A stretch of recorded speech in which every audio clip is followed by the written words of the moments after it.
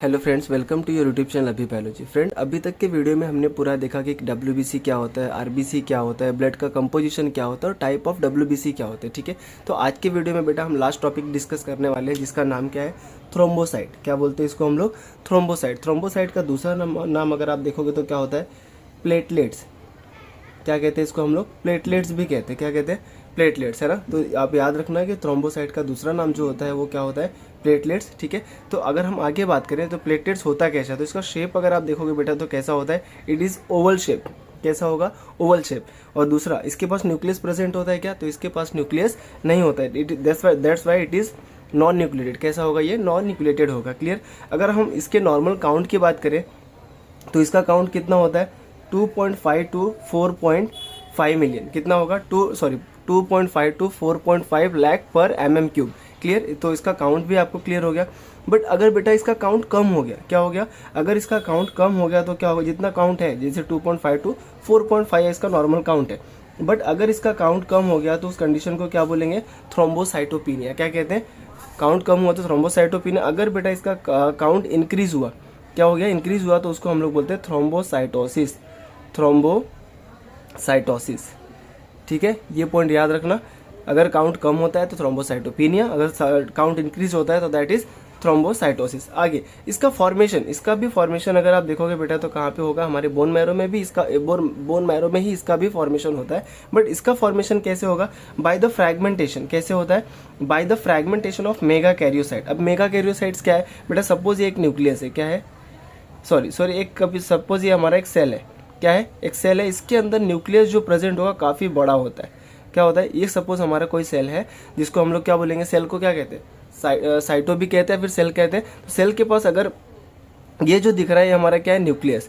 क्या है? न्यूक्लियस। अभी a cell which have a large nucleus, यहाँ पे देखो लिखा है cell which has a large nucleus called as megakaryocytes. तो ये मेगा कैरियोसाइट्स का साइट्स का क्या बेटा क्या होता है? फ्रैगमेंटेशन होता है। क्या होता है? मेगा कैरियोसाइट्स का ये फ्रैगमेंटेशन होगा। इनके फ्रैगमेंटेशन होने की वजह से बेटा ये क्या बनते हैं? प्लेटलेट्स का फॉर्मेशन होता है। किसका फॉर्मेशन होगा?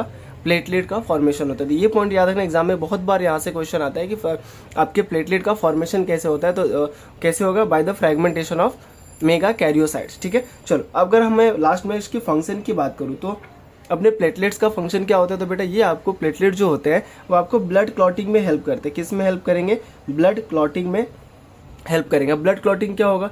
सपोज ये बेटा हमको क्या हुआ, कोई ये हमारा स्किन है या फिर कोई भी एक पर्टिकुलर टिश्यू मान लेते हैं, यहाँ पे हमको इंजरी हो गई। क्या हो गई? इंजरी हो गई। तो इंजरी होने के बाद अगर आप देखोगे बेटा तो क्या होगा?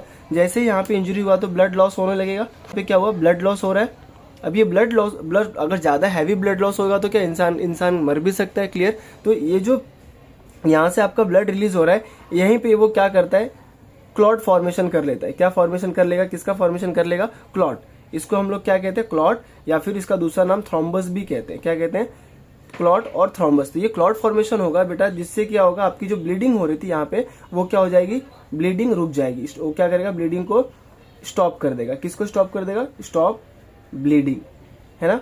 ये आपका ब्लीडिंग स्टॉप हो गया। तो इसी को बेटा हम लोग क्या कहते हैं? Blood clotting. ब्लड क्लॉटिंग के लिए अलग अलग फैक्टर रिस्पॉन्सिबल होते हैं, जिसको मैं आपको नेक्स्ट वीडियो में बताऊंगा कि पूरा ब्लड क्लॉटिंग क्या होता है। ठीक है, तो आज के वीडियो में बेटा आपको बस इतना ही याद रखना है। What is thrombocyte?